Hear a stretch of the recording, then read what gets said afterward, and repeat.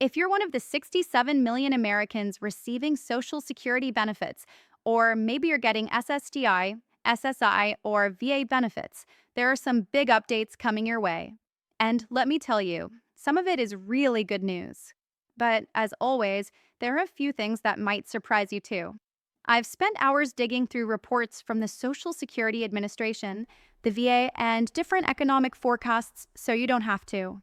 And what I found is kind of a mixed bag. Some families are going to feel real relief, while others might run into a few challenges they weren't expecting. Before I dive into the details, let me share a quick story. My neighbor Sarah is a single mom of two who's been on SSDI for 3 years because of a chronic illness.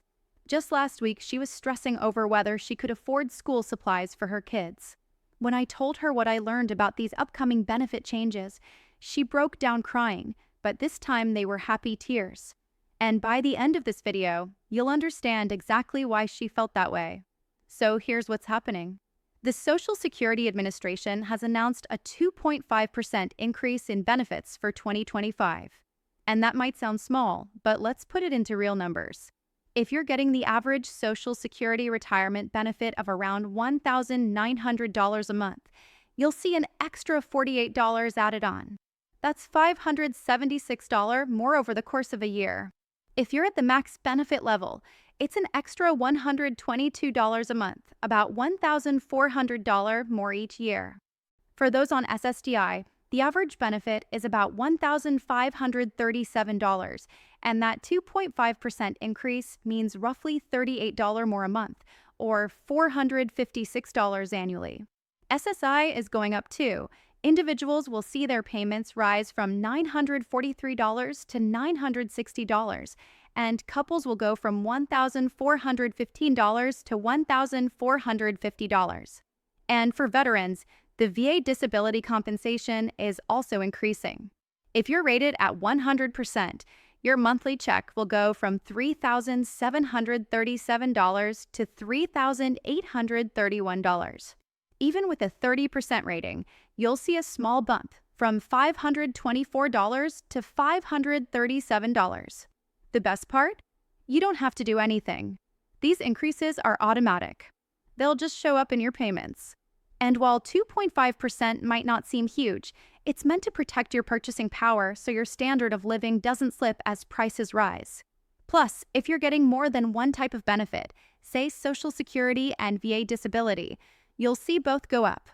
Now, here's where things get a little more complicated. These increases are tied to the Consumer Price Index, but the CPI doesn't always match the real costs that people on fixed incomes face. Healthcare, prescriptions, housing, those often rise faster than the official inflation rate. And there's also the benefits cliff problem. Sometimes a small increase in one program can push you just over the income threshold for another, meaning you might actually lose eligibility for something that's worth more. And don't forget taxes. Some Social Security recipients may owe taxes on their benefits once their income crosses certain thresholds, which unfortunately haven't been adjusted for inflation. But let's zoom back in on what you can do with this information. The smartest step right now is to calculate how much more you'll be getting and start planning for it before it hits your account.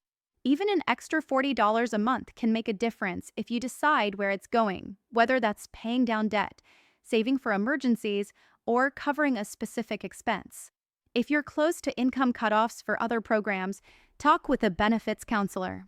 Many states have free services that can walk you through the details. And don't forget, there are a lot of programs out there people never realize they qualify for, from food assistance to utility help.